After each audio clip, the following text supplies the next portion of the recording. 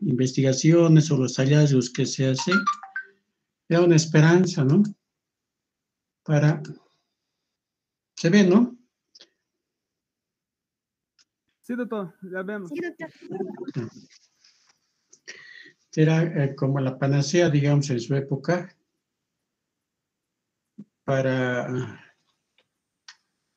pensando que con esto podíamos mantener la vida, ¿no? Con la alimentación parenteral. Pero ha sido un avance más de la investigación y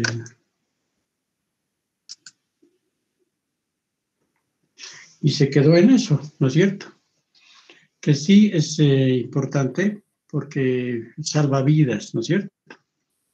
Entonces, pero nada, hasta ahora suplido como es la alimentación natural, ¿no? La alimentación normal. La anterior vez hemos visto la alimentación enteral. Aún así, la alimentación enteral se quita parte, ¿no es cierto?, de lo que es el proceso mismo de la alimentación. Entonces, es por eso que lo mejor es prevenir las patologías, ¿no es cierto? La ciencia debía avanzar en ese sentido. Para el cáncer, para todas estas patologías, saber ver desde las células germinales mismas, tratar de ver hasta dónde se puede esto mejorar, y si en lo posible se detecta antes ya, ¿no es cierto? Podemos nosotros trabajar y no sin mucha manipulación genética y nada de esto, se puede tal vez lograr que el ser humano no pueda tener estas horribles enfermedades, ¿no? Actualmente también otra vez somos víctimas de nuestro mismo, como podemos decir, de nuestra misma ignorancia de lo que es lo que es el organismo humano, ¿no es cierto? Y no podemos contener una pandemia que nos está haciendo estragos, ¿no? Y sin previsión, sin nada de un proceso anticipado que nos permita tener cierto tipo de esperanzas, ¿no? Las vacunas debían distribuirse, a mi parecer, debían distribuirse a todos y barrio por barrio debían estarse vacunando y debíamos tener todo el lote de vacunas. Pero, sin embargo, ustedes ya saben cómo está dirigido. Para otras cosas sí pueden conseguir dinero, para otras cosas sí pueden beneficiar, pero para el pueblo generalmente está siempre sumido, ¿no? Está siempre dependiente de las decisiones. Bueno, este es un preámbulo para que nosotros entendamos y, como les digo siempre, tratemos de hacer lo mejor que podamos en nuestra profesión y podamos utilizar los medios que tenemos, conocerlos bien, pero también pensando en que las cosas cuanto más naturales sean, van a ser siempre mejores, ¿no? Bueno, vamos a definir como un procedimiento mediante el cual se administra una solución intravenosa que contiene agua, ¿no es cierto?, que es el líquido principal que está formando nuestro organismo, aminoácidos, que son la forma más química, más sencilla que vamos a pasar por vía endovenosa, en este caso el agua, como les decía, el H2O, los aminoácidos con su radical, su grupo amino, ¿no es cierto? ¿No es cierto? Las calorías que vamos a dar como hidrato de carbono, la forma más sencilla como es la glucosa, y los lípidos en su forma más sencilla como son los ácidos grasos, ¿no? Además de administrar vitaminas y minerales por un catéter central o hueco periférico. Esta última, por lo regular, está un tanto más diluida para reducir la osmolaridad, ¿ya? Lo que sí, pero debemos ponderar de que a pesar de las expectativas que ha generado la alimentación parenteral, sí hay pacientes que se benefician y se salvan vidas, ¿no? Porque actúa a nivel de la interacción celular también en su presentación química más sencilla, que está ayudando al funcionamiento de las células.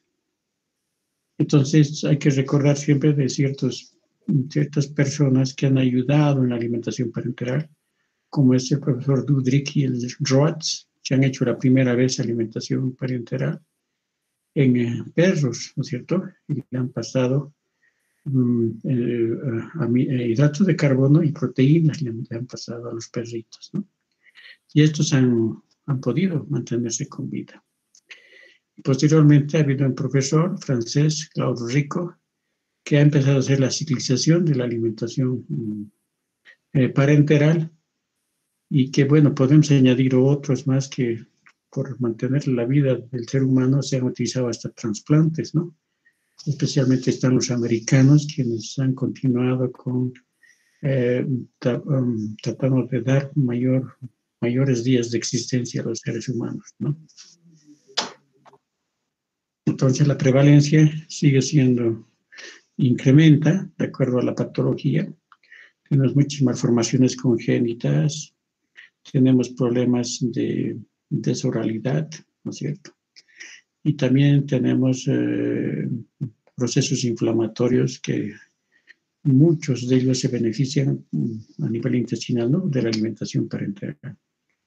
Ustedes ven aquí en pacientes internados en edad pediátrica, ¿no es cierto? Ha ido en incremento la alimentación parenteral, a pesar de las limitaciones, porque es una técnica artificial, pero sí, como les decía, salva vidas y en áreas como en neonatología, en áreas pediátricas, y el manejo también a nivel ambulatorio que se puede hacer dependiendo de la patología que tenga el paciente, mantiene vidas y ayuda, ¿no es cierto?, en el tratamiento general.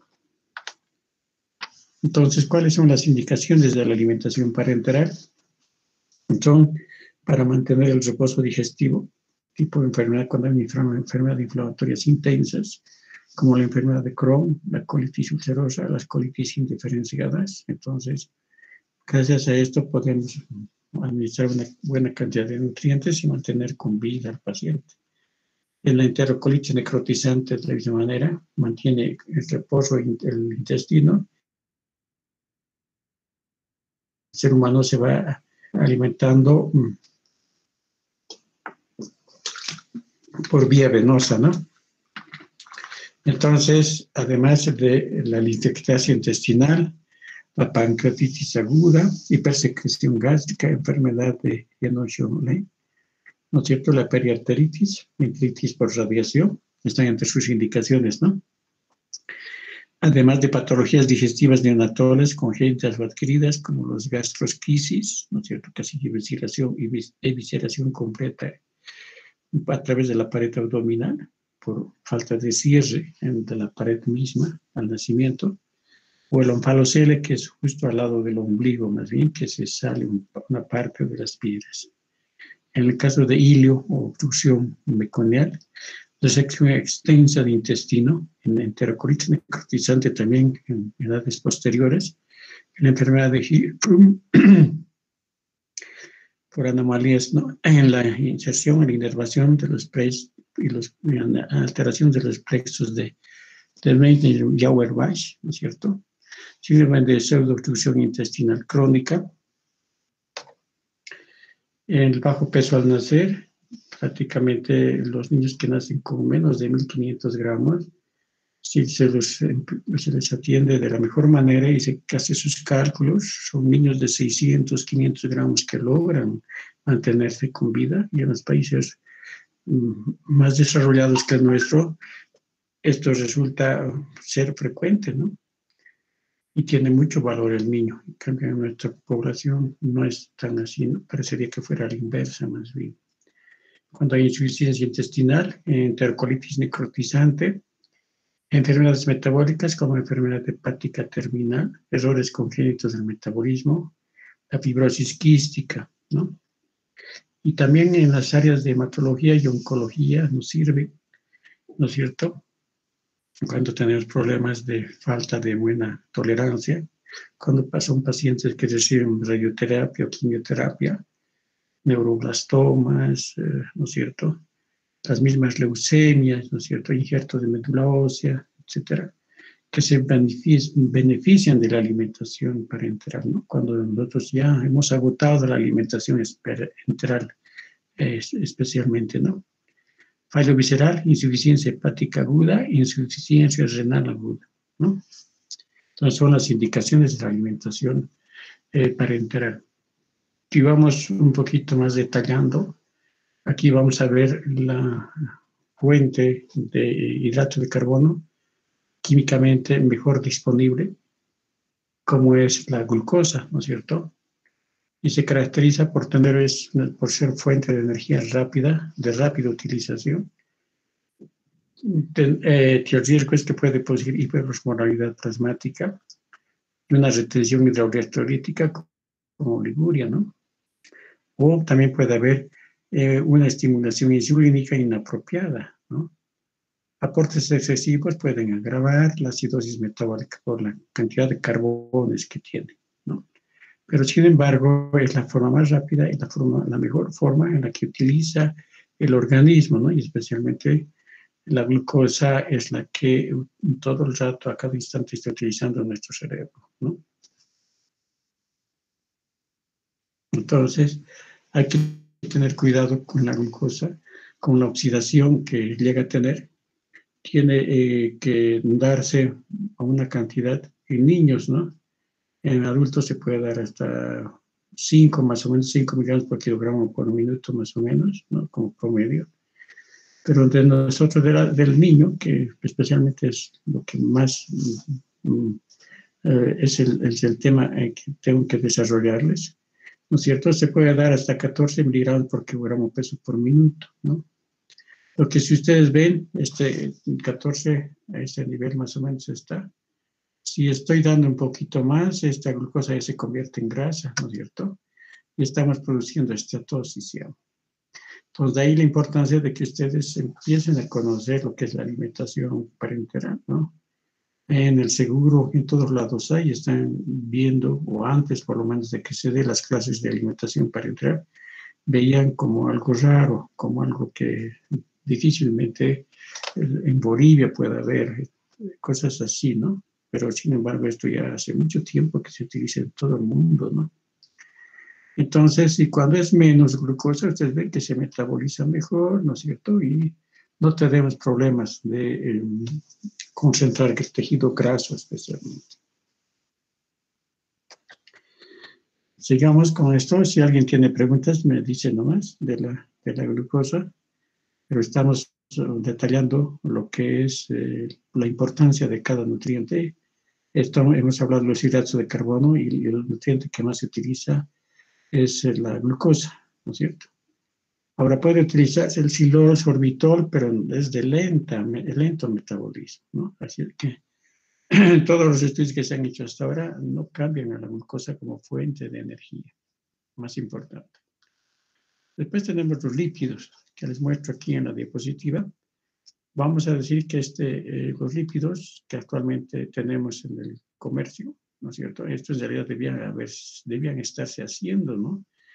En un lugar de laboratorio y poder empaquetar y poder nosotros utilizar después. Pero lamentablemente no es así, ¿no es cierto? Así que compramos, ¿no es cierto? Compramos la alimentación parenteral, pero todo el tiempo nos hacemos dominar, pues, ¿no? Y les gusta tal vez dibujárnoslas para que nosotros no entendamos de que hay muchas cosas en Bolivia que se pueden hacer, ¿no? Y no lo hacemos solamente porque ya el mercado ha anulado toda la posible producción que podía haber habido, ¿no? Entonces, les cuento siempre esto porque uno se siente mal cuando dice no producimos siquiera agua con azúcar, ni siquiera agua con un poquito de grasa, ¿no es cierto? Entonces, molesta un poco esto, ¿no? Pero ver, ojalá ustedes, siempre yo trato de jalarles a este nivel. Alguien de ustedes en un momento, quién sabe, puede también hacer las cosas, ¿no? Para bien, para todos los bolivianos, ¿no? Entonces ahí tenemos una fase acuosa que vamos a decir que está formada por el glicerol, una fase emulsificante que está formada por fosfátidos una fase lipídica que está formada por triglicéridos. ¿Ya? Esta es su composición de la grasa artificial, ¿no es cierto? Entonces, es una fuente energética que se produce por oxidación de estos ácidos, se produce energía también. Además que tiene la ventaja o la importancia de que se incorpora a todas nuestras membranas celulares, ¿no es cierto? Y eso tiene que grabarse en nuestra mente. Cuando estamos dando algo, estamos comiendo, tenemos que decir, pensar en nuestras células, ¿no? Si estamos comiendo mucha grasa, chicharrones, choricito, todas esas cosas que nos dicen, todas nuestras células van a estar pesadas. Así nomás hay que pensar, ¿ya? Estos hallazgos que se ha hecho a nivel del celular, ¿no es cierto?, en la biología molecular, etcétera, etcétera, nos son útiles para que nosotros entendamos mejor lo que, cómo es el metabolismo, ¿no? Y el almacenamiento es el tejido adiposo, ¿no? Ahora, el problema es que aquí había cierta carencia de ácidos grasos, porque de aceite de soya nada más estábamos dando, ¿no? Y cuando hay este problema de carencia de ácidos grasos esenciales, hay alteraciones de sequedad de la piel, ¿no es cierto? Porque son poliinsaturados, ¿no? Entonces ya les digo, las células van a estar pesadas, como les decía, puede caerse el cabello, las células no se multiplican bien, puede haber retardo en el crecimiento, puede haber sensibilidad a las infecciones y finalmente puede almacenarse y quedarse como estatosis hepática, ¿no? Y eso es lo que todo el tiempo tenemos cuando hay obesidad, ¿no es cierto? Ya eso es prácticamente parte de esta generación de humanos que tenemos, que todos están con su hígado grasito caminando, ¿no? Entonces, donde hay el omega 3 es el pescadito, donde hay los monoinsaturados, tenemos el aceite de oliva, ¿no es cierto? Los triglicéridos de cadena media vienen del coco, ¿no es cierto? Y los poliinsaturados, los omega 6 vienen en este caso de la soya, ¿no? Entonces vean ustedes, estas son las fuentes que se utilizan. Y nosotros tenemos todo, bueno, el pescado tal vez un poco nos falla, pero igual, ¿no? Se puede combinar, ¿no? Por los chilenos no tenemos nada de esas cosas. Claro que el pescado de agua dulce también tiene, ¿no? Su omega, pero es en menos cantidad que el de agua salada, ¿no? Entonces, si comparamos una grasita que vamos a dar por vía endovenosa, es diferente a una grasa artificial, ¿no es cierto? En la grasa que es artificial, está formado por estos que se ven como pelitos, son triglicéridos y es como siletitas, ¿no es cierto? Son el colesterol, perdón, los fosfolípidos. Los de aquí abajo son los triglicéridos y estos como siletitas son el triglicéridos y fosfolípidos son los de aquí, lo que está rodeando como siletitas, ¿no? Los fosfolípidos, aquí está, fosfolípidos, ¿no? Y cuando ya entra a nuestro organismo, adquiere colesterol no esterificado, colesterol esterificado, adquiere esto, adquiere apoproteínas más, o sea que va adquiriendo, ¿no? Se hace más compleja esta molécula, ¿ya? Entonces, es así como va a entrar, ¿no es cierto? La principal fuente de ingreso son como triglicéridos, ¿no? Entonces, gracias a que tiene un grupo fosfato que hace que sea soluble, ¿no es cierto? Va a ingresar, ahí están los fosfatos, es la fase acuosa, ¿no? Que puede ingresar. Entonces, si seguimos viendo un poquito más esto, tenemos aquí los triglicéridos como estamos ingresando a nuestro organismo. Y estos adquieren apoproteína C, apoproteína C2, apoproteína C3, intercalándose con estas moléculas, ¿no es cierto? Es decir, de la apoproteína E, C2 y C3 se intercalan gracias a la interacción con lipoproteínas, ¿no es cierto? Se van a intercalar las ApoPro2, ApoPro3 con las lipoproteínas de alta y baja densidad, ¿ya? Lo que nos interesa es que estas lipoproteínas, ¿no es cierto?, se van a degradar por la lipoproteína lipasa, en ácidos grasos, ¿no es cierto?, libres. Y el exceso puede ir al hígado, ¿no es cierto? Y este colesterol del hígado y los triglicéridos, ¿no es cierto? Que cuando hay exceso se va el hígado. Es por eso que se explica cuando se va mal la alimentación enteral o parenteral, perdón, vamos a tener una estatosis hepática. ¿Ya? Entonces, dentro de las grasas hay ciertas características que hay que considerar. Aquí tenemos la de cadena larga y las de cadena media. Las de cadena larga, para poder entrar dentro de la célula y formar acetilcoenzima A, ¿no es cierto?, por beta oxidación, ¿no es cierto?, necesita de esta enzima, que se llama la carnitina palmitiltransferasa, ¿no es cierto? Entonces necesita de esta enzima. Y recién se utiliza como, por beta oxidación después se utiliza como energía. Pero en cambio los triglicéridos de cadena media, ¿no es cierto? Entonces, estos son los que ingresan directamente sin necesidad de esta enzima, ¿no es cierto? Es por eso que es importante a los de cadena media que vienen del coco, ¿no es cierto? Entonces, el aceite de coco. Esos son los que ingresan directamente. Entonces, esto hay que aprovechar cuando nosotros tenemos que utilizar alimentación parenteral. Ahí están cómo entra esta es la célula humana, ¿no es cierto? Y ahí está la capa, la pared celular, ¿no es cierto?, que de acuerdo a lo que nosotros estamos administrando, y las grasas va a entrar fácilmente. Y las que dejan entrar bien son los omega 3, ¿no es cierto? Y omega 6 que tendría que estar un poco más bajito. Si un poquito más nos centramos, estos omega 6 están más juntos, ¿no es cierto? Y estos omega 3 hacen aperturas, ¿no? Es como una ventanita, ¿no? ¿Ya? Entonces, esta relación de omega 6 y omega 3 hay que tratar de mantener siempre.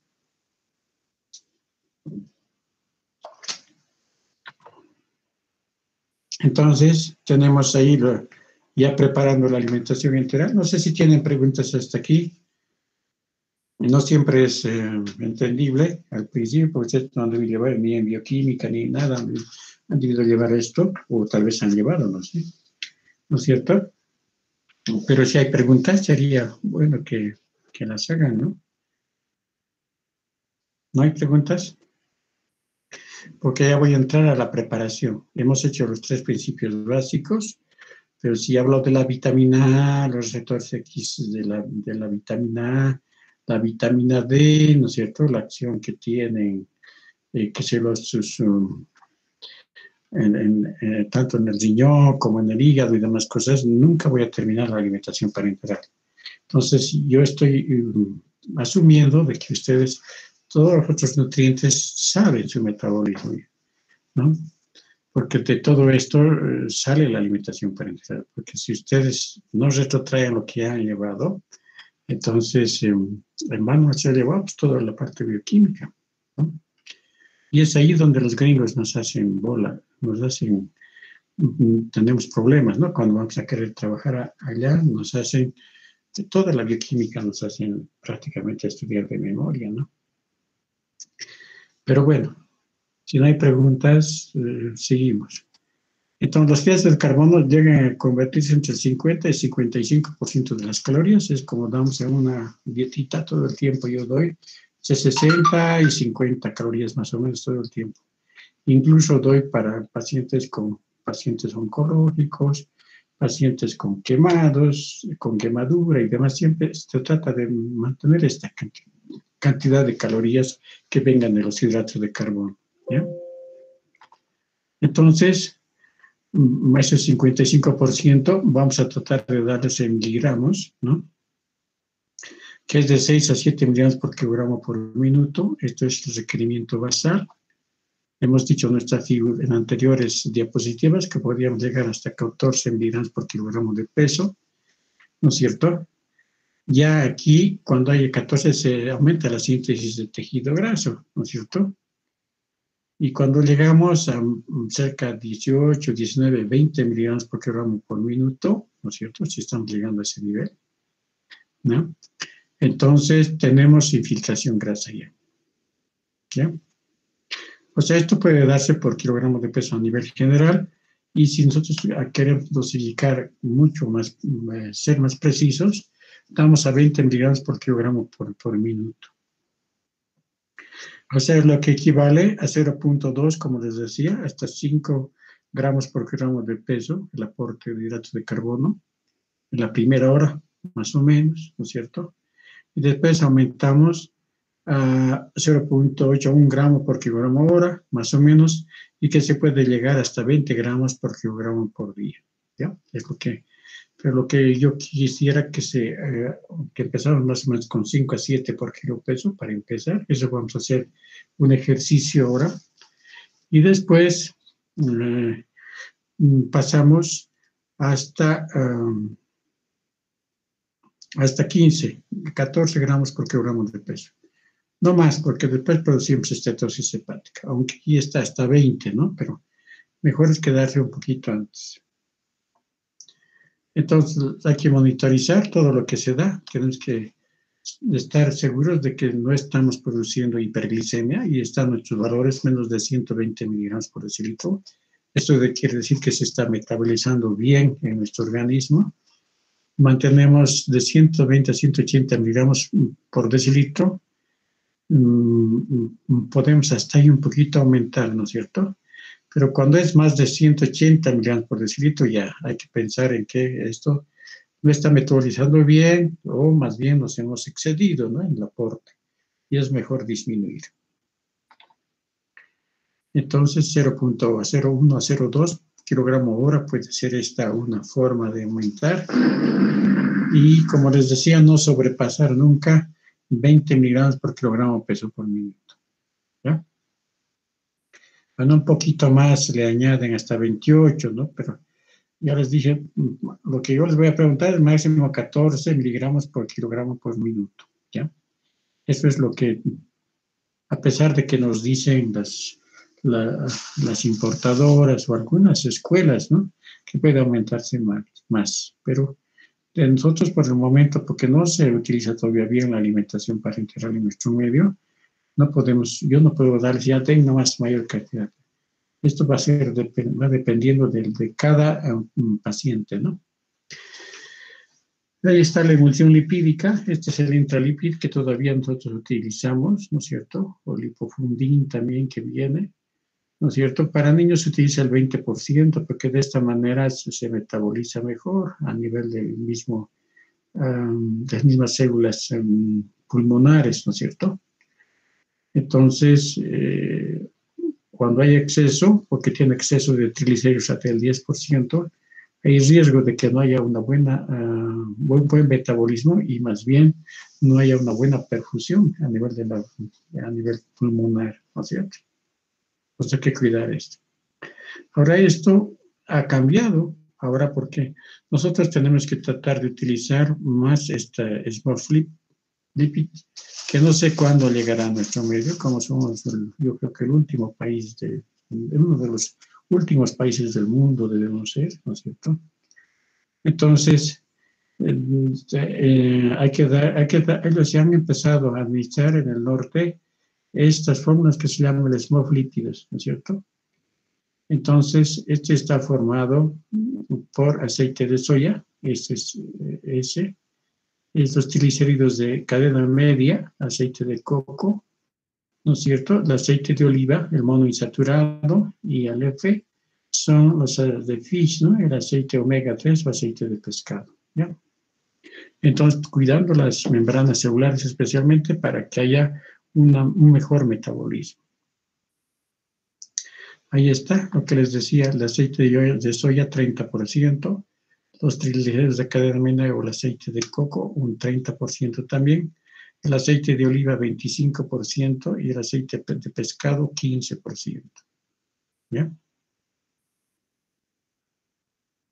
Entonces, otra vez aquí tenemos que repasar. Hemos hablado en la alimentación enteral, hemos hablado en la inmunidad y nutrición, y ahora en la alimentación parenteral también, ¿no es cierto? El aceite de pescado tiene más cantidad de ácidos grasos docosahexaenoico y eicosapentaenoico, ¿no es cierto? Son mayor cantidad de EPA y DHA. Y esto repercute en el funcionamiento de nuestras células a nivel general, ¿no? Produce baja inflamación, tiene mayor actividad antioxidante, el omega 3, ¿no es cierto? Tiene menos fitoesteroles y aumenta el flujo biliar, o sea que dejamos que el hígado esté funcionando de alguna manera, ¿no es cierto? Porque no se olviden que la alimentación parenteral, si es total, no estamos utilizando el eje gastrointestinal. Entonces ese hígado no está funcionando bien, ¿no? Entonces, y para aumentar su flujo y que funcione por lo menos cercano a lo que debe ser, es bueno utilizar el aceite de pescado, ¿ya? En cambio, el otro, el aceite vegetal, o es el omega 6, ¿no es cierto? Tiene más poderes de que promueven más bien la inflamación, son menos antioxidantes, ¿no es cierto? Tiene mayor cantidad de fitoesteroles y baja el flujo de bilis, o sea que hay la posibilidad de que esto se estanque, ¿no? Y provoque incluso la formación de cálculos, ¿no es cierto? Biliares, ¿no es cierto? Y hay una esteatosis hepática, como se dice, ¿no? Entonces ya hemos visto, tenemos la glucosa como una parte, si vamos en exceso nos va a dar más grasa, si no damos una mala grasa también vamos a estancar el funcionamiento hepático, ¿no? Disminuyendo el flujo de bilis, ¿no es cierto? Y aumentando los fitoesteroles. Entonces, ahí sí se desestabiliza la emulsión, esto es una emulsión normal. Uno mueve un poquito y bien, todo está disperso. Después pasa de la fase de una separación ahí, hasta la fase de crema más o menos, se puede, cuando ustedes dejan la leche, por ejemplo, un poco decantar, se ve algo de esto, ¿no? Entonces, ustedes mueven y se normaliza, ¿no? Pero cuando no está bien la alimentación, hay una fase de agregación de las partículas, o sea, las grasas están queriendo hacer acúmulo, ¿no? Entonces, después hay una coalescencia, se forman más grumos, ¿no es cierto? Y después se rompe la emulsión, ¿no es cierto? Hasta la fase esta de crema, que es si nosotros movemos y se dispersa homogéneamente, es posible nomás hacer la alimentación parenteral sin problema. Pero cuando se está agregando, ¿no es cierto? Cuando ya se está agregando, cuando ya está mayores grumos se están volviendo, hay una ruptura de la emulsión, ¿ya? Entonces, tenemos ahí que este aporte lipídico va a influir, ¿no es cierto? En el funcionamiento, antes se llamaba retículo endotelio, pero en el funcionamiento de todos los endoteles y todas las células en general, ¿no es cierto? Va a tener efecto adverso sobre la capacidad de difusión del oxígeno en los mismos pulmones. Y va a haber competencia entre ácidos grasos y bilirrubina por los sitios de unión de albúmina, ¿no? Esto es lo que les decía. Si estamos dando mucha cantidad de ácidos grasos, entonces esto va a ser perjudicial, ¿no es cierto? Y va a haber problemas de ictericia y otras patologías más que se pueden dar, porque además no tienen impiden, ¿no? La buena interrelación con las mismas proteínas, ¿no? Va a haber una competencia por los sitios de unión con la albúmina, ¿no? Esta es la causa. Va a haber además trombocitopenia, síndrome de activación de macrófagos, para el intercambio gaseoso va a ser lento. Se debe reducir los lípidos cuando hay sepsis. Es un gran problema si nosotros estamos dando lípidos y tenemos un paciente que está muy infectado, ¿no es cierto? Entonces puede haber alteraciones a nivel del mismo funcionamiento pulmonar, puede haber trombocitopenia, hiperbilirrubinemia, ¿no es cierto? Si los triglicéridos son menos de 100 miligramos por decilitro, se puede añadir pequeña cantidad de ácidos grasos esenciales, ¿no? Se puede añadir un poco. Entonces, si nosotros hacemos ahora el aporte de lípidos, empezamos con 0.5 gramos por kilogramo por día, y podemos incrementar hasta 0.5, y la dosis máxima es de 3 gramos por kilogramo por día. Y hay que medir la cantidad de triglicéridos que tiene, ¿no?, nuestro organismo, ¿no? Entonces, si es menos 150, se puede añadir un poquito más, se puede aumentar, dependiendo del paciente cómo está respondiendo. Y de 100 a 200 miligramos disminuir o atrasar el aporte. Y más de 200, entonces prácticamente de quitar, ¿no? Porque ya vamos a provocar una falla a nivel de todo de nuestra estructura, vamos a posible falla de todo el retículo endotelial en general, ¿no es cierto? Bien. Entonces, en la estabilidad de la emisión lipídica repercute con el sodio y el potasio generalmente no hay problema, ¿no? El problema es con el calcio y el magnesio, que son los que más frecuente pueden neutralizar la carga negativa de los glóbulos grasos. Por eso es que hay que considerar bien esto cuando estamos administrando. Y el aluminio que lleva muchos componentes, muchas veces la alimentación parenteral, también tiene un poder neutralizante muy fuerte y genera altos riesgos de inestabilidad en la emulsión. Entonces el pH tiene que ser una forma de control de la alimentación parenteral. Cuanto más alcalino sea, mucho mejor, ¿no es cierto? Entonces, un pH, lo que se mantenga que sea alrededor de 6.0, ¿no? Un pH bajo disminuye la estabilidad, ¿no es cierto?, por bajar el potencial superficial del glóbulo graso. Un pH alto no se considera crucial para la estabilidad. Esto es lo que se quiere decir, ¿no? Pero el pH es muy importante, ¿no? Entonces, altas concentraciones de glucosa son peligrosas para la estabilidad de la emulsión, por cuanto por su cantidad de carbones pueden producir acidez, ¿no? Pueden neutralizar el potencial superficial del ácido graso. Entonces, esto es lo que son las grasas. No sé si tienen preguntas en cuanto a las grasitas. Cuanto más alcalino mejor. Hemos dicho que el calcio y magnesio compite, ¿no es cierto?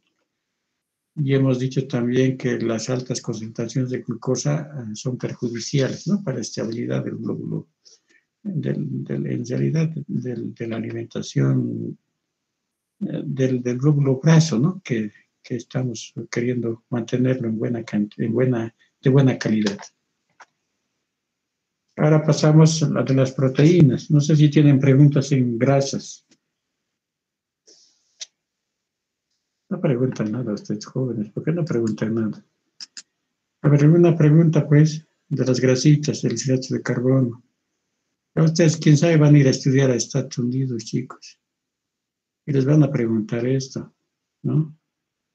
Entonces, si ustedes son pasivos, les va a ser difícil. No importa. Pónganme a cuando sea en apuros, ¿no es cierto? ¿No hay preguntas? Sandrita, metele una pregunta. Sandra Vázquez. ¿Nada? Nadie quiere hablar, calladitos están.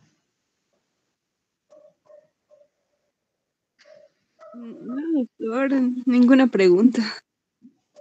Bien. Bueno, seguiremos. Si están deprimidos, tampoco puedo hacer mucho por la depresión, ¿no? Entonces pasamos a los aminoácidos, a las proteínas, ¿no? Las proteínas también están formados por grupos amino, ¿no es cierto? Están formados por un átomo de hidrógeno, grupo tiene un radical y un grupo carboxilo también, ¿no es cierto? Entonces, la alimentación y toda la alimentación en general tiene la bondad de entrar a nivel de la genética, ¿no es cierto? Entonces, cuando uno está hablando de esto, pero entonces, si siguen las patologías y hay problemas, es que hay otras cosas más dentro de las células, ¿no es cierto? O sea, hemos visto la parte celular, hemos visto la parte anatómica primero, celular, después hemos visto la parte genética y ahora hay algo más aquí, ¿no es cierto? Entonces, tarea para la casa, para que ustedes vayan descubriendo algo más y por qué, a pesar de haber aportado buena cantidad de medicamentos, a pesar de haber tratado, incluso nutricionalmente, hay algo todavía que no funciona bien, ¿ya? Entonces, hay que tratar de descubrir todo eso. Entonces, ¿por qué vamos a dar las, porque son, vamos a dar las proteínas? Porque son los ladrillos de nuestra, o sea, son nuestras células, ¿no? La formación, la multiplicación de nuestras mismas células es esto, ¿no es cierto? Entonces, estos se los vamos a clasificar, su composición de las proteínas está formada por aminoácidos, ¿no es cierto? Los vamos a clasificar en esenciales y en semiesenciales. Los de cadena ramificada, ¿no es cierto? Son un tipo como la isoleucina, la valina, ¿no es cierto? Los aminoácidos aromáticos como la fenilalanina, la tirosina. Los aminoácidos azufrados como la metionina, cisteína, taurina.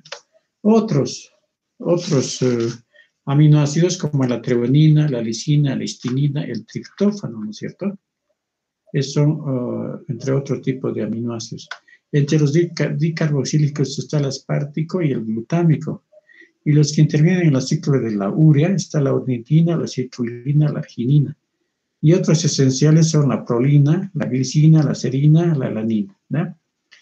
Hay una fórmula que ha hecho Fischer, que es F080, que mantiene una buena relación de todos los aminoácidos con los aminoácidos de cadena ramificada, ¿no es cierto? ¿Ya?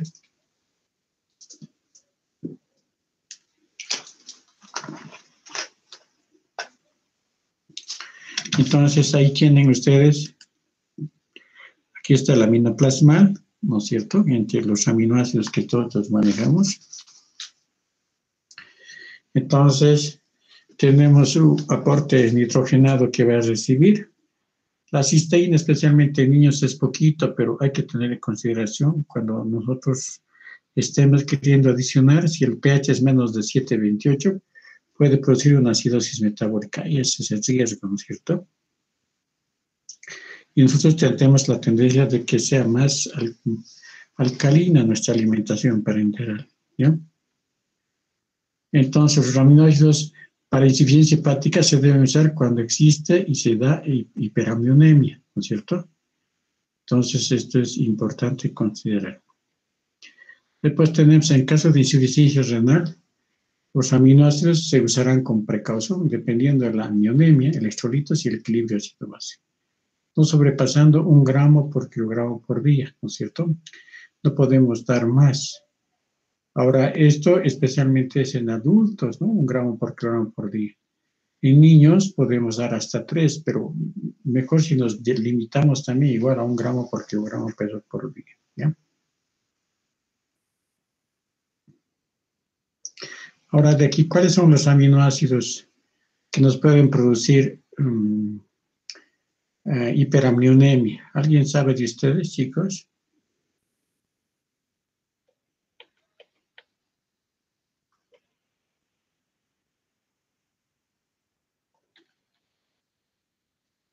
Nada, muy calladitos son jóvenes. Fenilalanina. La fenilalanina. ¿Y qué más? Tirosina. La tirosina también, se acabo de decir, ¿no es cierto? Entonces, esto para que vean que algunos son tóxicos, ¿no es cierto? No todos los aminos se puede dar así a libre mano, ¿no? A la libre demanda. Aquí estamos, ¿no? Entonces, el aporte, hemos dicho 55% de hidratos de carbono, 30-35% de lípidos y 10% de nitrógeno, ¿no es cierto?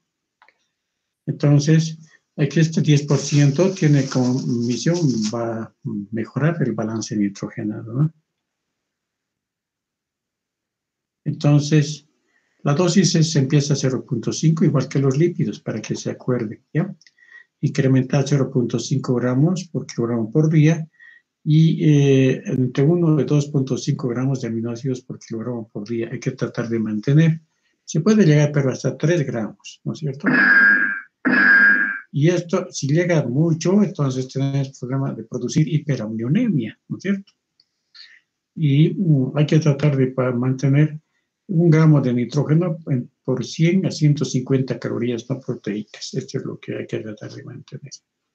Bueno, los ejercicios que nosotros les damos, no damos mucho, no les pedimos mucho esto, pero quién sabe puede entrar ahora como pregunta de examen, porque ya ustedes tienen que avesarse a entender mejor el metabolismo, ¿no? Ya hemos dicho que tenemos muchos desafíos y ustedes como profesionales especialmente tienen muchos más porque tienen que tratar de que todo lo que han llevado es una cascarita, no es todo lo que han llevado en la universidad. Y cuando ya estén haciendo su especialidad o qué sé yo, estén en otro nivel, ustedes van a ir descubriendo cosas que son de mucho más interés y más profundas, ¿no? En caso de estrés severo, entonces 1 gramo de nitrógeno por 80 calorías no proteicas, ¿ya?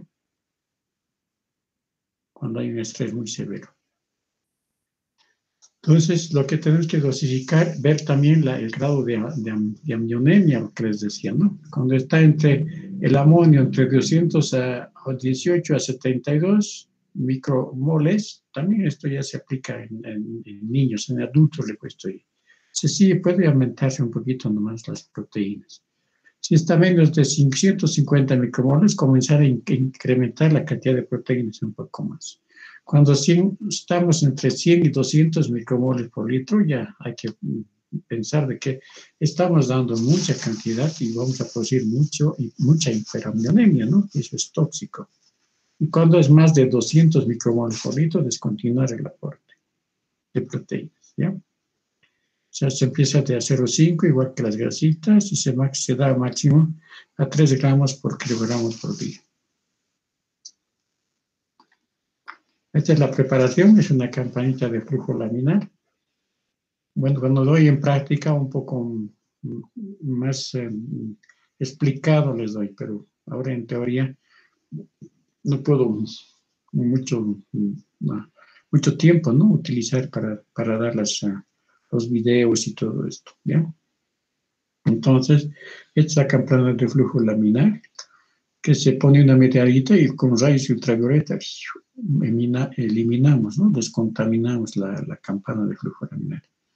Después utilizamos el blower, ¿no es cierto? Y empieza a entrar una cantidad de airecita, ¿no es cierto?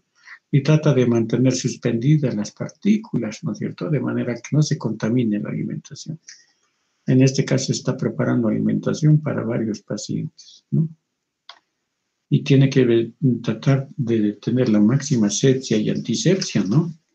Hay muchos que, le voy a poner un poquito de alcohol y le prendo un poco de fuego y preparo como hacían en el siglo XVIII, ¿no? Ahora tenemos técnicas e instrumentos y aparatos que nos pueden ayudar a hacer mejor nuestro trabajo, ¿no? Estas son las vías de acceso de la alimentación enteral, ¿no es cierto?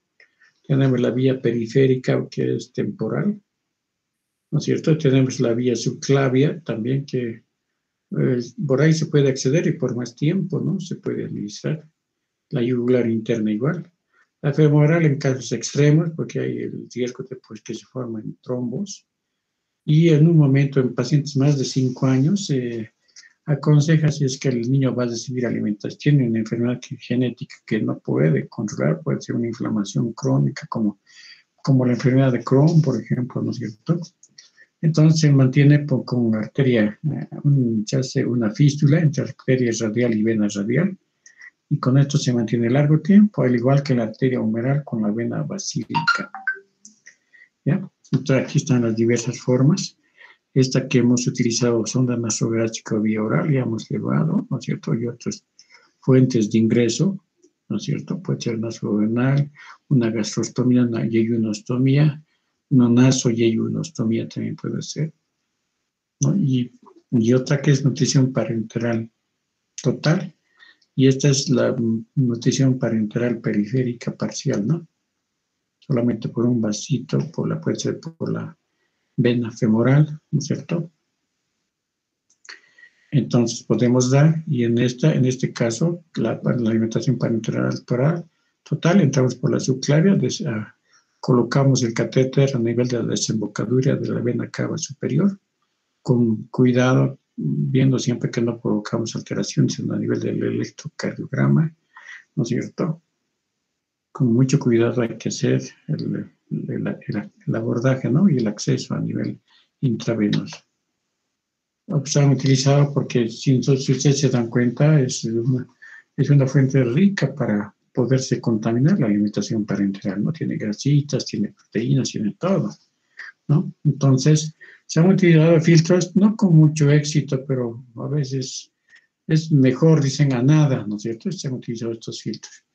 En caso de la alimentación ternaria, vamos a llamar ternaria cuando esté mezclado los hidratos de carbono, las proteínas como aminoácidos y los lípidos, los 3 en 1. Y la binaria solamente cuando está los hidratos de carbono, las proteínas y todo lo que son minerales. Es la forma cristalina, si podemos decir, de la alimentación parenteral, ¿ya? Y la ternaria es cuando además se añade las grasas, ¿ya? Y son tipos de catéter, vías de abordaje, tipo de bolsita, ¿no? Esta bolsita que tiene para preparar la alimentación parenteral es de etilenvinilacetato, de EVA, ¿no es cierto? Que no permite que se adhieran en la pared de los diferentes nutrientes, ¿no? Si nosotros utilizamos el tubo o el frasco del suero para hacer la alimentación parenteral, esto se va a pegar, ¿no? A las paredes mismas del frasco. Entonces ahí está la contaminación, lo más estricto hay que hacer, ¿no es cierto? Y justamente en el lugar donde hay abocaduras, donde se tiene que más se tiene que manipular, es el lugar donde más cuidado tenemos que tener, ¿no? Ahí está cómo se contamina la bolsa de alimentación enteral. Ahí están las enterobacterias en la bolsa, las pseudomonas sp, los bacilos también. Y a nivel del trayecto tenemos a nivel extravenoso, tenemos los estafilococos, coagulasa negativa, estafilococo dorado, levaduras, pseudomonas, enterobacterias, ¿no? Todito esto. Ya, pero cuando estamos dentro de la vena, ¿no es cierto?, en el cuerpo mismo del niño, se añade las enterobacterias generalmente al estreptococo del grupo D, ¿ya? O sea que no es una alimentación parenteral, pues, que es fácil y le vamos a enchufar nomás, y que esto muchos se han preparado en el extranjero, creo que en la Argentina hacen ese tipo de cosas, le ponen dentro de en una mesa, ¿no es cierto?, le pasa con un poquito de alcohol y así le preparan, ¿no? Entonces, un favor grande para que los bichos puedan crecer, ¿no es cierto? Pues tienen que tener mucho cuidado para esto. Esta otra vez la bocadura, y este es un catéter especial que se utiliza, que tiene sus dos, aquí, este área de aquí es difícil, o sea, más bien no se debe tocar. Y después de un tiempo que pasa subcutáneamente el catéter, recién se puede hacer la manipulación. Este manejo del abordaje y la curación, todo eso se hace con protocolos, ¿no? Entonces, ahí está, este es lo que les hablaba, ¿no es cierto?, el catéter de Broviac, ¿no es cierto?, que todavía se utiliza, ¿no es cierto? Miren, aquí ya sale, y aquí tiene ya como un manchoncito, ¿no es cierto?, un puente de Dacron, ¿no es cierto?, y después pasa todavía por vía subcutánea y ya está, y después recién se puede manipular, ¿ya? Este tipo de cuidados para no contaminar la alimentación, porque ustedes han visto que es rica en nutrientes, ¿no es cierto? Entonces hay que hacerla. Hay que tener mucho cuidado en la manipulación.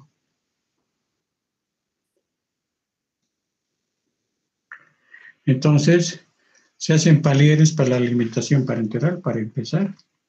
Se empieza con dosis bajitas, se va subiendo, se sube y se hace un mantenimiento, ¿no? Ahora hay gente que está viendo la alimentación parenteral ¿no es cierto? Y bruscamente la corta, ¿no es cierto? Cuando la insulina está alta, ¿no es cierto? Todo el metabolismo está funcionando a nivel alto. Y este paciente puede hacer hipoglicemia, ¿no? Y puede haber un síndrome de alimentación también, ¿no? Entonces, esto hay que controlar. Tiene que ser de a poco la subida y cuando estemos desconectando también de forma progresiva la retirada. Lo que les decía, que nos podemos exagerar en la alimentación integral, puede haber el síndrome de realimentación, caracterizado por hipofosfatemia, hipocalcemia, ¿no es cierto? Hipofosforemia, hipomagnesemia, ¿no es cierto? Estas son el síndrome de alimentación que se puede producir si nosotros damos sin control, ¿no es cierto? Hay alteraciones electrolíticas, vitamínicas y del metabolismo intermedio también, con subsecuentes complicaciones que se presentan al realimentar, ya sea por vía oral, enteral o parenteral. También de enteral de individuos severamente desnutridos, especialmente los que tienen mucha desnutrición, pueden tener este problema, ¿ya? Entonces, controlamos cada 3 horas la temperatura, frecuencia respiratoria, frecuencia cardíaca, presión arterial, débito de la bomba, su verificación de la línea cada 8 horas, volumen, densidad, pH, glucosa, proteinuria, pérdidas digestivas cada 12 horas, el peso por lo menos cada semana y la antropometría general una vez a la semana. Pero hagan la antropometría, muchas veces los dejan así. En la parte bioquímica, todos los días hasta el día 10 y luego 2 veces por semana. Ionograma, hay que hacer, ¿no? Examen de sangre, de orina, ¿no es cierto? Después, progresivamente, ¿no? Ionograma. Calcemia, magnesemia, hematocrito, proteinemia, también podemos medir cada 2 semanas. Plaquetas, numeración de fórmula sanguínea, hemostasia, que ver tiempo de protrombina, transaminasas, bilirrubinas. No se olviden que estamos en hígado, ¿no? Y puede haber hasta alteraciones de coagulación en un momento, o esteatosis hepática, que más que otra cosa, ¿no? La fosfatasa alcalina, el calcio también hay que medir, el fosfato también tenemos que medir, cuidando este síndrome de alimentación enteral especialmente. Entonces, no está exenta de peligros la alimentación parenteral. Cuando hay ausencia de nutrientes, puede haber, o sea, más bien no hay un buen metabolismo, ¿no? Pero y no funciona bien todo el tracto intestinal. Esto es lo que es necesario considerar. Cuando tenemos una nutrición parenteral, tenemos un exceso de calorías, ¿no es cierto? Ni impedimento de la secreción porque no está funcionando bien el hígado, ¿no es cierto? Y si hay aportes inadecuados también podemos producir esteatosis hepática, ¿no es cierto? Estamos dando mayor cantidad de grasa en este caso, ¿no? Entonces, porque no se está metabolizando bien y además hay un exceso de calorías que se está dando. Puede ser como fuente, ya sean las mismas grasas o los hidratos de carbono. En este caso, tenemos inmadurez del sistema bilioexcretor, también que puede influir, y un patrón de aminoácidos, porque hay que hacer aminoacidemia, ¿no? Que eso que no hace, este es un sueño para nosotros, pero supuestamente tenemos que, si es que se está complicando, tenemos que asumir de que hay alteraciones en su metabolismo, de los nutrientes que se estemos dando, ¿no? Entonces puede haber un sobrecrecimiento bacteriano, una translocación, ¿no es cierto? Bacteriana incluso, que ayuda. No se olviden que todo el intestino está permeable, no está funcionando, ¿no? Entonces, las bacterias que normalmente tenemos, esto puede pasarse, ¿no es cierto? A nivel de todos los vasos en un momento, ¿no es cierto? Entonces, pero más que esto, hay un estancamiento a nivel del flujo biliar y el sobrecrecimiento es en todas las vías mismas biliares, ¿no es cierto? Además que no está secretando bien la bilis, porque por esto le estoy diciendo, contrariamente a la se forma un barro biliar, alteración de la secreción biliar, ¿no es cierto? Y también si estamos dando sobrecarga de lípidos, vamos a producir colestasis. O sea, no solo colestasis a nivel de vías biliares, también a nivel hepático, esteatosis. Y la formación de barro biliar. ¿Ya? Eso. Entonces, tenemos que tener mucho cuidado porque es un procedimiento un poquito engorroso, ¿no es cierto? De mucho cuidado, Es eso lo que hay que ponerse en la mente, ¿no? Porque si estamos a la ligera, estamos haciendo las cosas, también nos va a ir a la ligera, se va a ir también nuestro paciente, ¿no? Entonces, hay complicaciones mecánicas, podemos dañar el pulmón, incluso podemos dañar los vasos linfáticos, ¿no es cierto? Algunos vasos sanguíneos incluso, ¿no es cierto? Y podemos producir neumotórax, hidrotórax, hemotórax, kilotórax. Al abordaje nomás podemos producir si hacemos en forma muy informal, ¿no? Entonces puede haber hipoglicemia, puede haber hiperglicemia, es mucho más frecuente en estos pacientes que hagan este tipo de patologías. Hiperamionemia, hemos dicho, y acidosis que puede haber, ¿no? Además que puede haber sobrecarga de lípidos. Y esto se caracteriza por fiebre, dolor abdominal, anemia, trombopenia. Ustedes ven, todos los vasos están funcionando mal, hay destrucción, ¿no?, de los mismos glóbulos rojos, ¿no es cierto? Hepatoesplenomegalia puede haber, llegando hasta una coagulación intravascular diseminada, ¿no es cierto?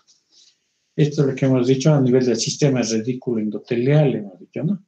Pero aquí se caracteriza especialmente por el exceso de grasa que estamos produciendo un proceso inflamatorio, estamos influyendo a ese nivel. Además de que puede haber una trombopenia, ¿no es cierto? Puede haber alteración en el metabolismo de las bilirrubinas, ¿no es cierto? Puede haber ictericia y puede agrandarse tanto el hígado como el vaso, ¿no? Y producir coagulación intravascular diseminada. Otro problema que tenemos es la baja de sodio, el aumento de potasio, la baja de potasio también, y puede haber un coma hiperosmolar, ¿no es cierto? Entonces hay que valorar la hipocalcemia, la hipofosfatemia, como he dicho, en el síndrome de alimentación, donde está la hipofosfatemia, hipocalcemia, hipomagnesemia, ¿no es cierto? Esto es lo que hay que vigilar, que no estemos provocando esto, ¿no? Y hay que evitar. Sobrecarga de oligoelementos hepatobiliares. Cuando hay mucho de esto, vamos a tener formación de cálculos, ¿no es cierto? Se va a estancar a nivel del hígado, se va a estancar a nivel de las vías biliares, y en un momento va a producir fibrosis hepática. Tenemos que sacar el hígado y tenemos que hacer trasplante, ¿no es cierto? Y en los países donde se utiliza por largo tiempo, están haciendo trasplante hepático, ¿ya?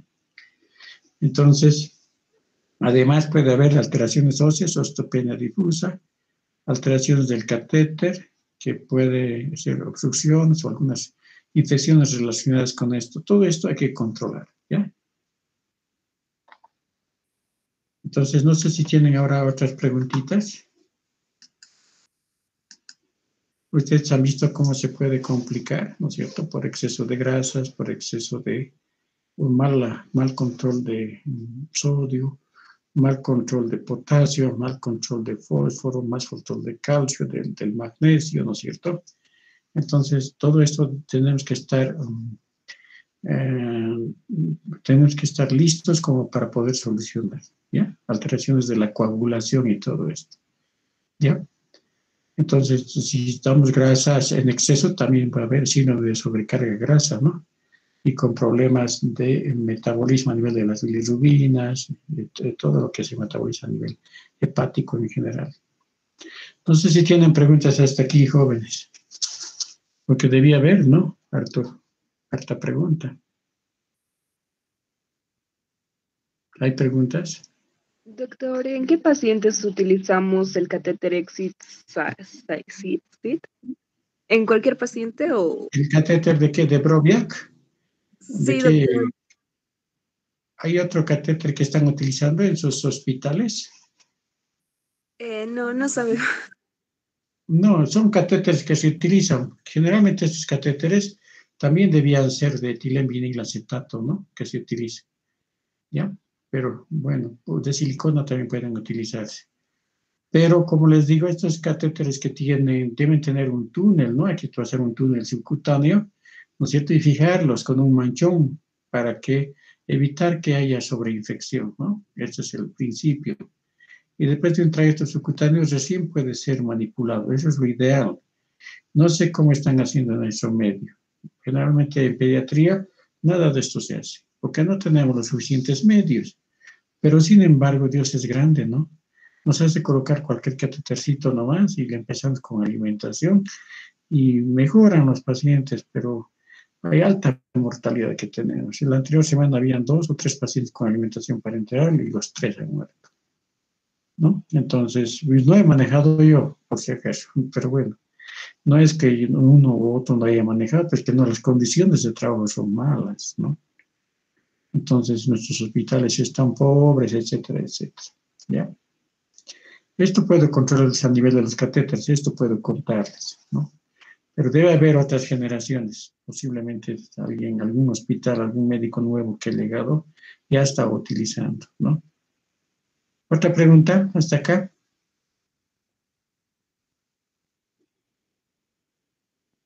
Sí, sí, sí, dígame. ¿Hay alguien que quiere decir?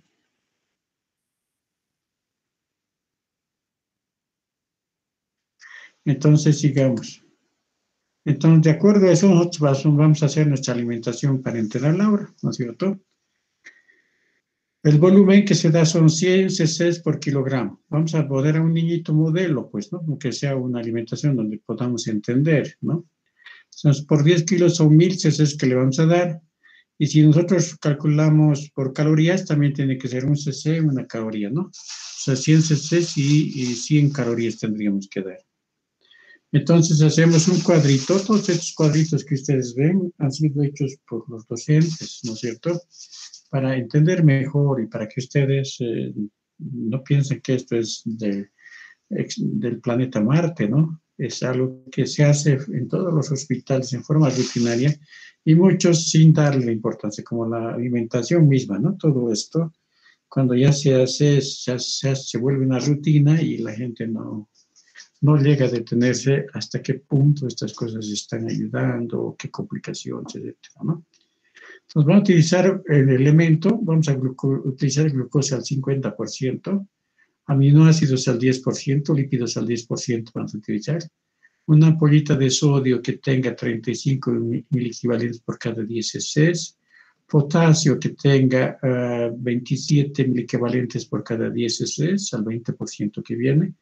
El magnesio que venga al 10%, el calcio que venga al 10%. También hay que decir 10 gramos por cada 100, quiere decir, ¿no? Y vitaminas, de acuerdo a lo que vemos, y el calcio, ¿no? Que, bueno, depende de 500 miligramos, tienen diferentes presentaciones, ¿no? Los oligoelementos que también ya están llegando, o siempre ha habido, ¿no? Pero es necesario utilizar. Entonces, ven, estos son los elementos. Aquí vamos a poner la cantidad por kilo peso, aquí vamos a hacer su total en gramitos, vamos a poner sus calorías, ¿ya? Entonces, a este niño tiene de 10 añitos, le estoy dando, de 10 kilitos, perdón, ¿no? Le estoy dando 15 gramos. Estoy en el tope, a 14 le dije, ¿no? Más o menos. Bueno, estamos con 15. Les voy a dar al tope, porque si le empiezo a darles de a poquitito, entonces va a haber un problema de que nunca vamos a terminar, como la alimentación integral, ¿ya? Y algunos ya se están saliendo, pero bueno, eso es porque son tontitos, ¿no? Entonces, 15 gramos por kilo son 10, son 150 gramos. Si nosotros tenemos al 50 gramos de azúcar, porque es así, ya ustedes ya saben, azuquita con agua nomás, 50 gramos por cada 100 cc tenemos, 150 gramos, ¿cuántos cc nos dará? A ver, ¿quién quiere hacer el ejercicio? Entonces, hacemos, por 100 cc son 50 gramos, ¿no es cierto? 50 gramos son 100 cc y 150 por 100 dividido entre 50, ¿cuánto será? 150 por 100 dividido entre 50. 300, doctor. 300. Entonces son 300 cc que les estamos dando, ¿ya? No es nada difícil, ¿no? Entonces esto multiplicamos, ¿no? Multiplicamos 1 gramo de glucosa nos da 4 calorías. 150 por 4, ¿cuánto será? 600. 600, doctor. 600 calorías, ahí tenemos 600 calorías, ¿ve? La que está colaborando. ¿Quién es la que está? ¿Cuál es su nombre que está haciendo el cálculo? ¿Cuál es su nombre, niña? Dos les Fuimos ayudando varios, dos. doctor. Sí, ¿Ah? fuimos dos, creo. Como son- No le escucho su nombre, dígame su nombre nomás, pues no hay problema, ¿no ve? Vania, doctor. Vania, También está la ya, Gret. ya, Vania. Sigamos entonces, ahora hace 3 gramitos vamos a dar ahora. Aminoácidos, proteínas, hemos dicho nuestro tope es 3 gramitos, ¿no es cierto? Los lípidos también 3 gramitos, ¿no? Entonces, 3 gramos por 10 son 30 gramitos, ¿no es cierto? Al 10% viene. Entonces, quiere decir que hay 10 por cada 100. Y en 30, ¿cuánto será? 30 por 100 dividido entre 10, ¿cuánto sería?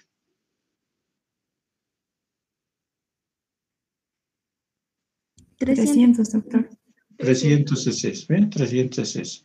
Estamos dando 30 gramitos, ¿no es cierto? 300 es facilito, ¿no? Cada 100 son 10, ¿no es cierto? 200 son 20, ¿no es cierto? Y 300 son 30 gramitos, ¿no?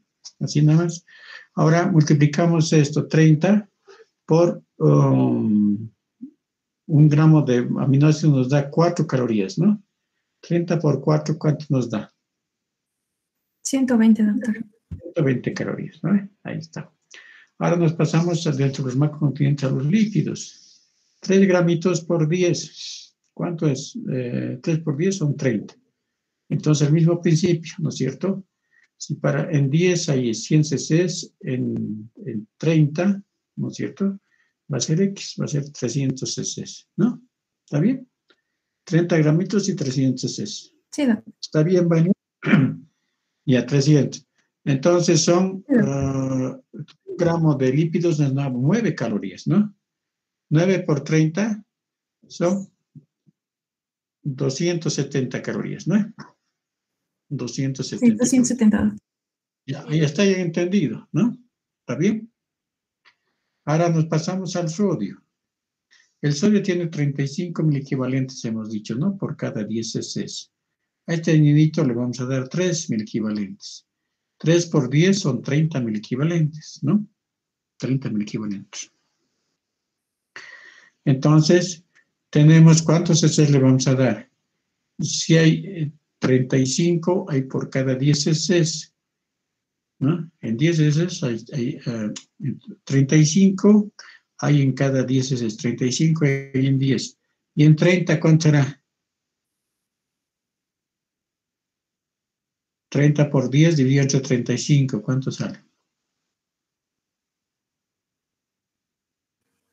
8, doctor. 8 cc. Ahí está, 8 cc, agüita estamos dando. El sodio tiene harta cantidad de calorías. ¿Falso o verdadero? Falso, Uno doctor. con falso, ¿no es cierto? Ya. El potasio igual, hemos dicho 27 mil equivalentes por cada 10 cc. 3 por 10 son 30, ¿no es cierto? Entonces, en 10 cc, hay dicho 27 mil equivalentes hay en 10 cc. Y en 30, ¿cuánto será? 30 por 10. ¿Cuánto sale? 30 por 10, 300, doctor. Bueno, estamos sacando, pues, hay 27 mil equivalentes en 10 cc, 27 en 10 cc, ¿no es cierto? Y 30 por 10 dividido entre 27, ¿cuánto sale?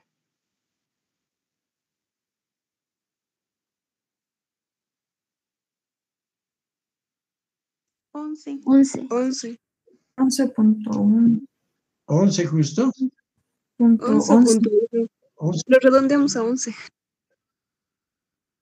a 11, pero no, entonces no está tan bien hecho esto. Pues 12 cc está. A ver, vamos a volver a hacer. Para 10 cc hay 27, ¿no? Para 27 para cada 10 cc hay. 30 por 10 dividido entre 27.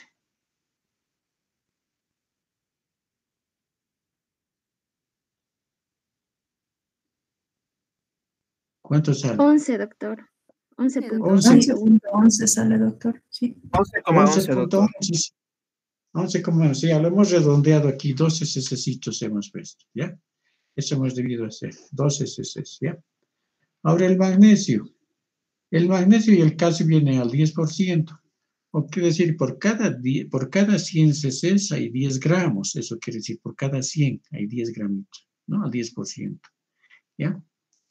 Entonces, por cada cc, ¿cuántos miligramos habrá? Si en 100 hay 10 gramos, ¿no es cierto? En 100 hay 10 gramitos, hemos dicho, ¿no? En 10 cc hay 1 gramo. En 1 cc, ¿cuántos miligramos habrá? ¿Quién puede responder?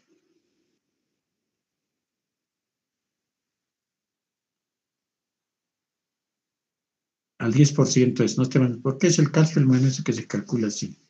Entonces, para cada 100 hay 10 gramos. En 1 cc, ¿cuánto va a haber?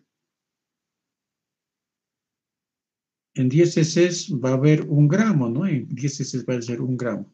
Es decir, va a ser 1000 miligramos, ¿no es cierto? Y en un cc va a ser 100 miligramos, nada más, ¿no? ¿Han entendido, chicos, o no? A ver, Vania, ¿has entendido? Yo me he perdido, doctor, en Sí. esto. Dice en 100 Para 100 cc. son 10 gramitos, ¿no? Para 100 son 10 gramitos. En 10 cc hay 1 gramo, o sea, 1000 miligramos. En 10 cc. Y 1 gramito va a tener 100 miligramos, nada más, pues. ¿Ha entendido ahora? En 100 hay 10 gramos, ¿ve? En 100 cc, 10 gramitos. Y 1 gramito tiene 1000 miligramos, ¿no es cierto? Si en 100 hay 10 gramos, en 10 cc va a haber 1 gramo, es decir, 1000 miligramos. 1000 miligramos dividido entre 10, ¿a cuánto nos va a dar? Un cc, a 100 miligramos, ¿no es cierto? ¿Nada siempre, Vania? Sí, doctor, ya está, 100. ¿Ya está? Sí, ya. Sí, 1000 dividido entre 10 va a dar 100 y en 100 hay 1 gramito, sí. No, en 100 en 10 hay 1 gramo. Y en 1 cc hay 100 miligramos. Eso quiere decir. Ahora, en 100 hay 10 gramos. En 10 cc hay 1 gramo. Y en 1 cc hay 100 miligramos. Ahora, Vania, otra vez. En 100 hay 10 gramos, ¿no? En 10 hay 1 gramo, o sea, 1000. Y en un hito va a dar 100, ¿no? Sí, 100 por 10 sí, son 1000 miligramos. Ahora sí se entiende. Entonces, sí, a 7 por kilo peso. 7 son 70 miligramos. Si 100 cc es 1 cc, 100 miligramos es en 1 cc, en 70 miligramos va a ser 0.7 cc nada más, ¿ya? Y magnesio no hay nada. El calcio estoy dando a 100, si son 1000, aquí está justo, son 10 cc, miren, 1000 miligramos, 10 cc. ¿No es cierto? En 100 hemos dicho 10, en 10 cc va a haber miligramos y un cc 100 miligramitos, aquí hemos sacado 0,7, ¿no? Del magnesio. Y aquí son 10 cc nomás, pues, ¿no? Si son 10, tenemos un gramito en cada 16 o 1000 miligramos en cada 10 cc, un cc vale 100. Y en este caso 10 cc va a ser 1000 miligramos, ¿no? Entonces no tiene nada de calorías. Y las vitaminas le vamos a dar 5 cc, 5 cc, 5 cc. Los oligoelementos le estamos dando 2 cc, 0.2 cc por kilo peso. Por 10 son 2 cc y su volumen es 2 cc. ¿Ya? A ver, sumen ahora. ¿Cuánto nos sale 600 más 120 más 270? ¿Cuánto sale?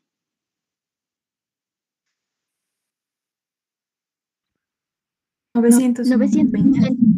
990. Ahora tenemos que igualar un cc, una caloría, ¿no? 300 más 300 más 300. Aquí hay 900, ¿no? Más 20. 920.920. Más 0,7. Más 0,7, más 10, más 5, más 2. ¿Cuánto sale?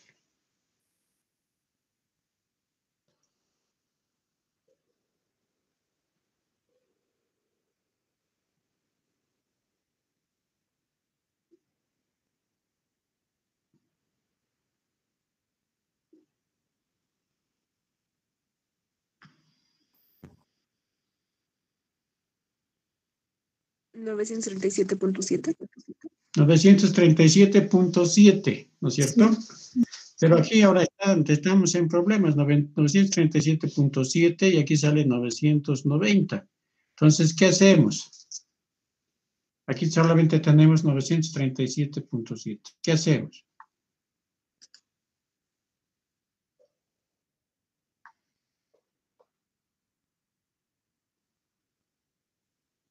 ¿Qué hacemos, chicos?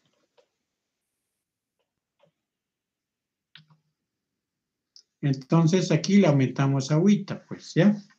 ¿Cuánto sale? 937.7. Aquí le voy a aumentar para que ustedes tengan una...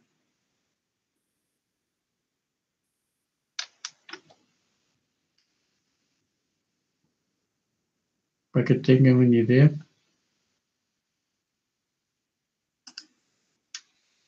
¿Se ve, no?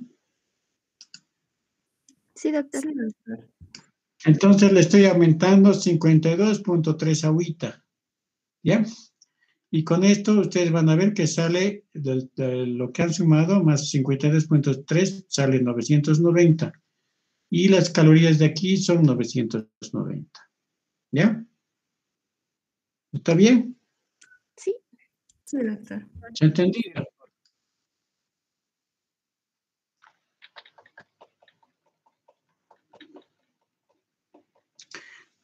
Cuando se entiende, bueno, no hay problema. Cuando no se entiende, sí hay problema, ¿no?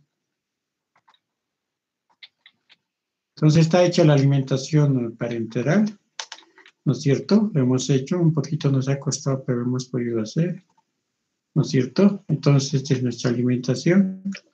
Ya está hecha esto. Lo que sí hay que controlar es la osmolaridad. ¿Se ve, no? La diapositiva. Sí, doctor, perfecto. Ya. Sí, doctor. Entonces, 1 gramo de glucosa nos da 6 milimoles. Eso acuérdense por memoria, ¿ya? Por corazón.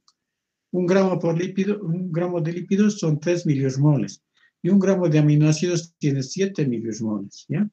Entonces, multiplicamos, estamos dando glucosa 150, ¿no es cierto? Por 6 nos da 900 milimoles.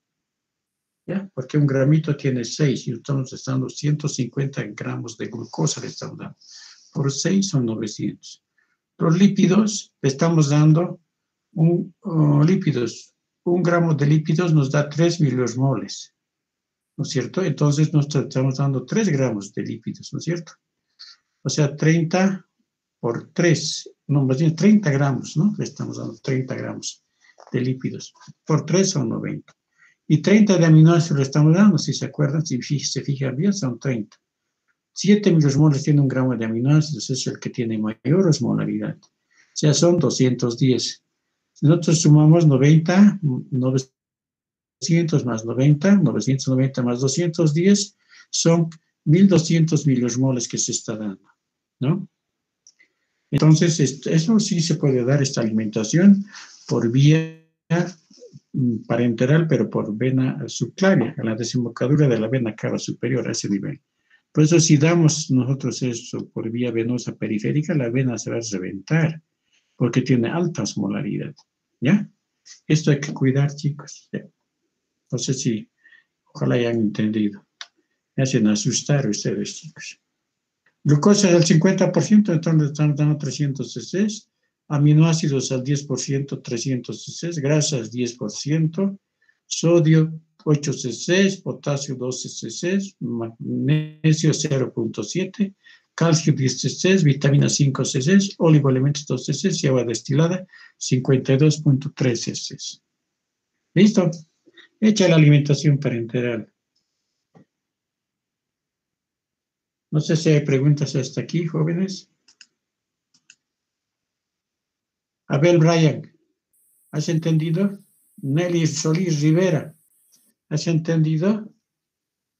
Ya se ha ido el Aneli Solís Rivera, ya que son capos, ¿no? Doctor, yo tengo una pregunta.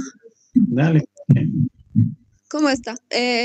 dígame. De acuerdo a lo que nos explicó, ¿verdad? De la osmolaridad Sí, en los aminoácidos, lo máximo que se le da es hasta 3 gramos, pero esto es dependiendo de los grupos etarios, ¿verdad?